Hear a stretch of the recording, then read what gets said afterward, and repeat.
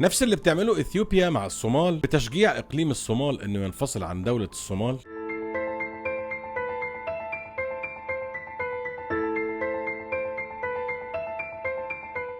عشان تعمل لنفسها قاعدة بحرية عسكرية تجارية في البحر الأحمر وعلى خليج عدن. هو اللي بتعمله إسرائيل مع حميدتي. دولة الكيان بتأمل إن يكون ليها قاعدة بحرية في السودان، وده يفهمنا إن دعم قوات الدعم السريع جاي من إسرائيل. وعايز أقول لك إن كل اللي بيحصل لحميدتي دلوقتي من قصف وضرب ما هو إلا قصقصة ريش من الجيش السوداني. العالم كله مش مصدق إن الطيران المجهول اللي ضرب حميدتي وقوات الدعم السريع مش مصري. كل المواقع الإخبارية والعالمية بتقول إنه طيران مصري، لكن رد مصر جه سريع. مصر قالت ملناش علاقة بالطيران أو بالضربة الجوية اللي حصلت على قوات الدعم السريع في السودان. تخيل معايا كده كم التحديات اللي بتواجهها مصر في الصومال عند منابع المياه وسد النهضة، في السودان من الغرب في ليبيا، ومن ناحية العدو اللدود الكيان الصهيوني. الوضع كالآتي: إثيوبيا عايزة تعمل قاعدة عسكرية في إقليم الصومال المنفصل، وإسرائيل دولة الكيان عايزة تعمل قاعدة بحرية في السودان في حدودك الجنوبية. تلاقي مصر تعمل قاعدة بحرية عسكرية، قاعدة برنيس على البحر الأحمر، لأن مصر لما بتواجه التحديات